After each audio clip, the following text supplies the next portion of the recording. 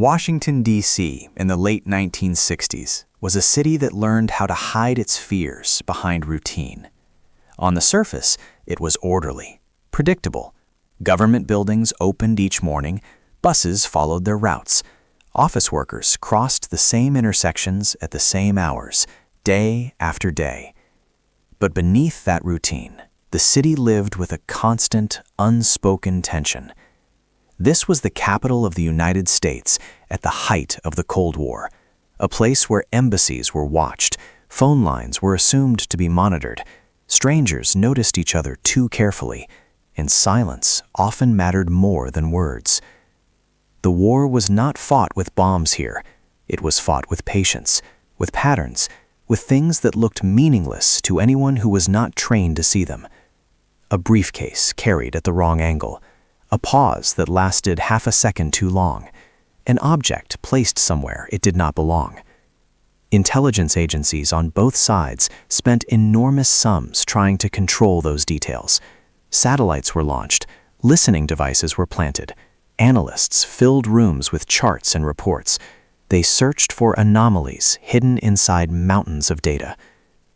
What they did not plan for was a man with a push broom. Every weekday morning, before most of the city was fully awake, Harold Briggs walked the same stretch of Connecticut Avenue. He had done it for more than a decade, long enough that the street no longer felt like a place, but like a system. Harold did not think in terms of geopolitics or espionage. He thought in terms of patterns, where trash collected, how rain shifted debris toward certain storm drains, which corners accumulated more cigarette butts on Mondays than on Fridays. It was a kind of expertise no one ever wrote reports about. He knew, for example, that coffee cups appeared near the State Department almost every morning, that newspapers clustered around bus stops after 7 a.m., that most litter followed human behavior so closely you could almost predict it days in advance. So when something broke that pattern, it stood out immediately. It was a cigarette pack, not crushed, not discarded carelessly, but carefully wedged between the metal bars of a storm drain at the corner of Connecticut and Calvert, placed at a precise angle, as if someone wanted it to be found but not noticed. Harold swept past it once without thinking much about it. Washington was full of foreign visitors. Embassies were everywhere. Unfamiliar brands were not unusual.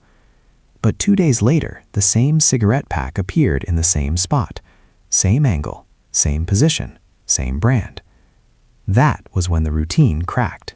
Harold Briggs was not an educated man in the formal sense. He had left school early, pushed into work by necessity. But he had survived a war.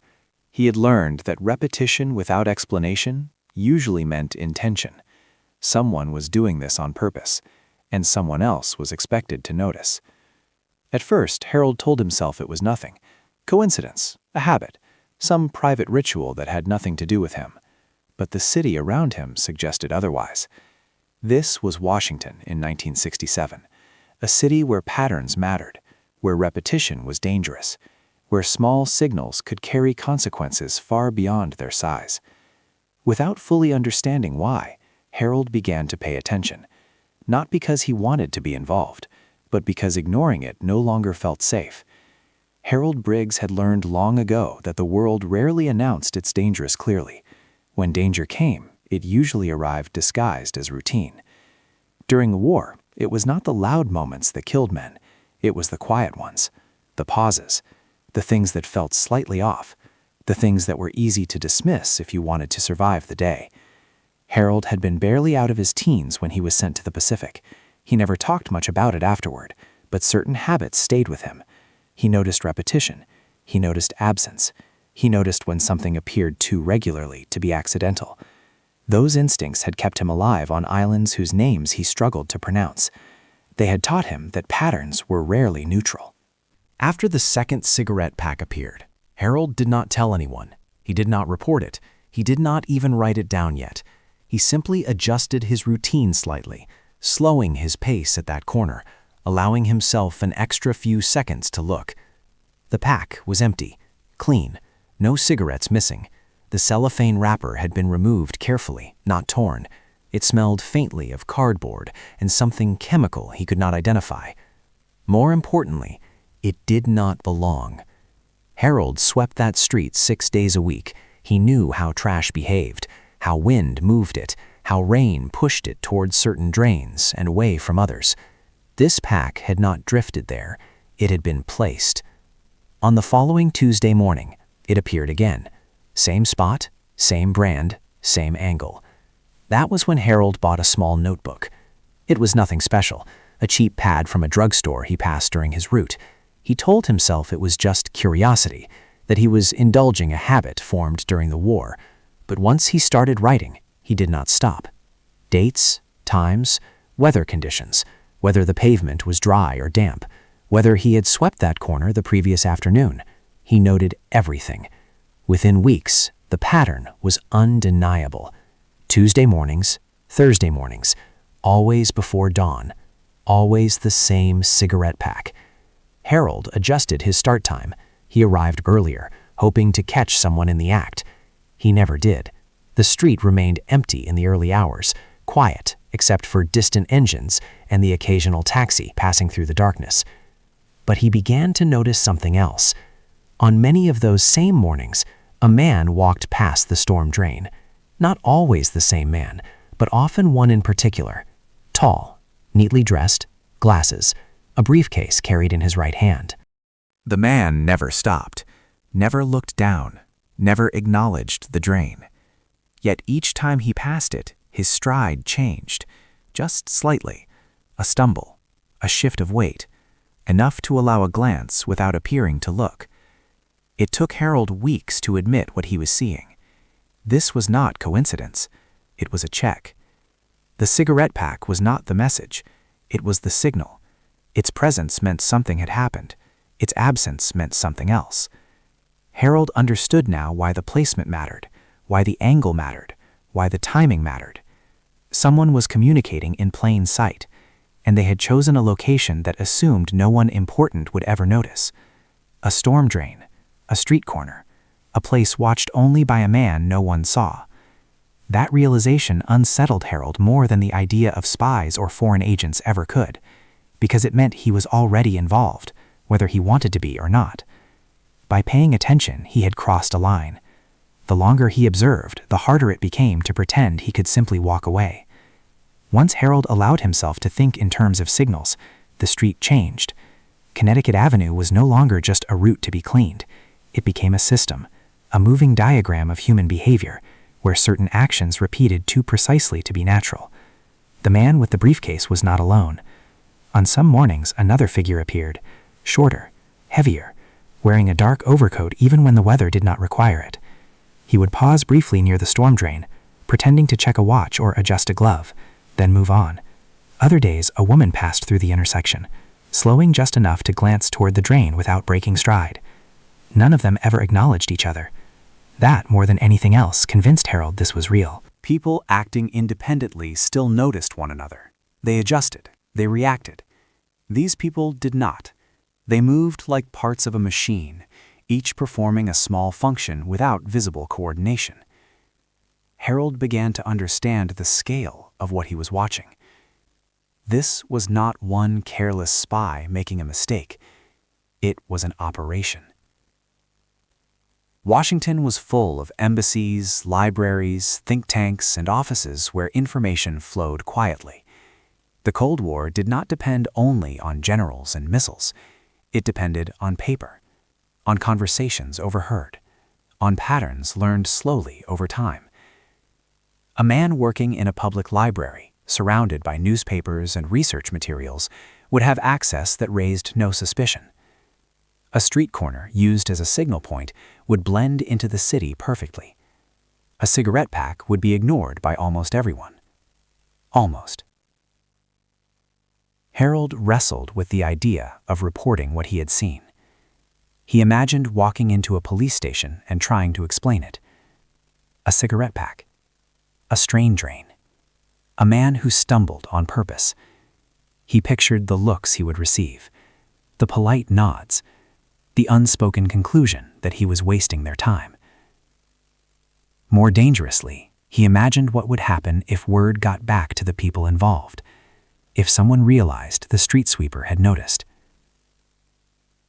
During the war, Harold had learned that attention could be as dangerous as ignorance. Sometimes knowing too much put a target on your back. For several weeks, he did nothing. He continued sweeping, continued writing, continued watching. Then, one morning, everything sharpened. It was late winter. Snow had fallen overnight, covering the city in a thin, uneven layer. Footprints stood out clearly. Tire tracks cut dark lines through the white pavement. When Harold reached the corner, the cigarette pack was already there, dusted with snow. He paused longer than usual, pretending to clear debris while he watched. Through the snowfall, the man with the briefcase emerged. The stumble was more pronounced this time. The briefcase dipped low. The man's head tilted just enough for Harold to see his face clearly under the streetlight. And Harold recognized him, not as a stranger, not as a suspicious figure, but as someone he had spoken to before. The public library on Connecticut Avenue was one of the few warm places Harold visited during his lunch breaks. He read newspapers there, sometimes magazines. Occasionally, he asked for help locating an article. The man behind the reference desk had always been polite, efficient, slightly formal. His accent was faint but noticeable, the kind people rarely questioned in Washington. That man was now standing at the storm drain. The realization landed slowly, but with weight. This was not a passing curiosity anymore. This was someone embedded in the fabric of the city, someone trusted, someone invisible in a different way. If Harold was right, then a foreign intelligence operation had chosen its hiding place well. They had assumed no one would connect these pieces, that no one without training would notice. They had not accounted for someone whose job required noticing exactly this kind of thing. That night, Harold slept poorly. By morning, the question was no longer whether this mattered. It was whether he could live with himself if he ignored it. Harold Briggs spent days arguing with himself. He told himself that intelligence work belonged to professionals, to men in offices, trained to interpret signals and evaluate risk, not to a street sweeper whose authority extended no further than the length of his route. He also told himself that doing nothing was safer. Washington was full of secrets. Most people learned to live beside them without ever touching them. That was how the city functioned. You noticed just enough to do your job and no more. But the notebook in Harold's coat pocket made that impossible. Each page represented a choice he had already made. Every date and time written in his careful handwriting was proof that he had not looked away, that he had already stepped into something larger than himself. During the war, Harold had learned that hesitation could be fatal. You either trusted your instincts or you ignored them and hoped you were right. On a Thursday morning in late winter, after sweeping up yet another cigarette pack, Harold walked past his usual stopping point and kept going. He did not turn back. He did not check over his shoulder. 2 blocks later, he stepped into a phone booth and closed the door behind him. The call to the Federal Bureau of Investigation was brief and awkward. Harold explained that he might have information about foreign intelligence activity. The woman who answered listened politely, her tone professional but cautious. When he began describing cigarette packs and storm drains, the line went quiet. He was transferred, then transferred again. Finally, a man came on the line who identified himself as a special agent. His voice was calm, controlled. He asked Harold to start from the beginning and tell the story slowly. Harold did. When he finished, there was a pause. Long enough that Harold wondered if he had finally gone too far, if he had crossed from intuition into embarrassment. The agent asked him to come to the field office after his shift. Harold agreed, already regretting it. The FBI office was nothing like the movies. No dramatic lighting, no endless corridors, just worn floors and filing cabinets, the smell of old coffee. The agent who met him listened without interrupting. He did not smile, he did not frown, he simply asked questions. When Harold showed him the notebook, The room changed. The agent examined each page carefully. Dates, times, patterns, consistency. This was not a story told after the fact. This was documentation. The skepticism faded. Something else replaced it. Focus. Phone calls were made. Doors opened and closed. Voices dropped. Eventually, 2 men arrived who did not introduce themselves fully. They did not need to. They asked Harold to tell the story again. Then again, slower this time. They asked about the angle of the cigarette pack, the timing, the man from the library, the briefcase. They did not promise him anything. They did not explain what would happen next. They asked only one thing. Would he continue doing exactly what he had been doing? Would he keep sweeping his route, keep observing, and most importantly, keep acting as if nothing had changed? Harold understood the question for what it was. He was being asked to become invisible on purpose, to be the same unnoticed presence he had always been, but now with consequences attached. He agreed. From that day forward, Harold Briggs became part of an intelligence operation without ever wearing a badge or learning its name. He returned to his route the next morning, push broom in hand, moving at the same steady pace. The cigarette packs continued to appear. The men continued to pass. But now, others were watching too. Harold did not look for them. He did not acknowledge them. He simply swept. In the shadow war of the Cold War, the most valuable position was often the one no one bothered to see. And Harold Briggs was exactly where no one was looking. At first, nothing seemed different. Harold returned to his route each morning, and the city behaved exactly as it always had. Traffic moved, pedestrians passed, trash accumulated where it always did. But once you know people are watching, you feel it everywhere. They appeared as ordinary men sitting in parked cars for too long, as pedestrians who walked the same blocks repeatedly without obvious purpose, as faces that drifted in and out of the background without drawing attention. He never acknowledged them. He swept, he observed, he wrote. The cigarette packs continued to appear on schedule. Tuesday, Thursday, always before dawn, always in the same place. The man from the library continued his routine. The briefcase still swung low during his deliberate stumbles. The check was quick, efficient, invisible to anyone not looking for it. But the pattern began to change. One morning, the cigarette pack did not appear. In its place was a small chalk mark on the metal grate, a simple symbol barely visible unless you knew where to look. Harold nearly swept it away out of habit, stopping himself only at the last moment. 2 hours later, when he passed the corner again, the mark was gone. That detail mattered. It meant someone was watching closely, close enough to notice the signal, close enough to remove it once it had served its purpose. Harold reported everything. The meetings with the men who had recruited him became more frequent, though they were careful never to establish a routine. Different locations, different times, sometimes brief, sometimes longer, filled with questions Harold could not answer. They showed him photographs. Some he recognized immediately. A woman from the corner grocery store, a taxi driver who lingered near the intersection more often than chance would allow, a man who waited at the bus stop every morning without ever boarding a bus. Others meant nothing to him. Together, they formed a picture Harold had never imagined, a network operating quietly in the open, each person playing a small role that meant nothing on its own. The man from the library, he learned, was central to it. His name was Dmitry Vulov, not the name he had been born with, but the one he lived under in Washington. He was what intelligence agencies called an illegal, a deep cover operative without diplomatic protection, embedded into American society for years. The cigarette pack was his signal to a handler working under diplomatic cover. The chalk marks were contingency messages, warnings, instructions. Harold was told only what he needed to know, enough to understand the risk, not enough to see the full picture.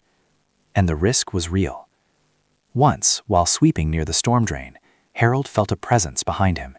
He did not turn. He did not react. He finished the stroke of his broom before moving on. Later that day, he realized his hands had been shaking. During the war, fear had been immediate and loud. Explosions, gunfire, shouting. You knew when you were in danger. This fear was quieter. It came from knowing that someone might be watching you, without knowing who. One wrong glance, one moment of hesitation, could undo months of careful observation. Harold began sleeping lightly, listening more than usual, memorizing faces he passed without knowing why. Yet outwardly, nothing changed. That was what kept him safe. By early spring, the agencies had what they needed. Surveillance confirmed the pattern. Communications were mapped. The handlers were identified. Harold was not told when the move would happen. One morning, the cigarette pack appeared as usual. The next day, it did not. The man from the library stopped walking past the storm drain. Cars that had lingered disappeared. Pedestrians changed routes. The machinery beneath the city went silent. Harold learned what had happened 2 days later, not from the men who had recruited him, but from the morning newspaper. The headline was small. Buried beneath stories about budgets and foreign visits, it mentioned the arrest of a foreign national on charges related to espionage. 2 diplomats were declared persona non grata.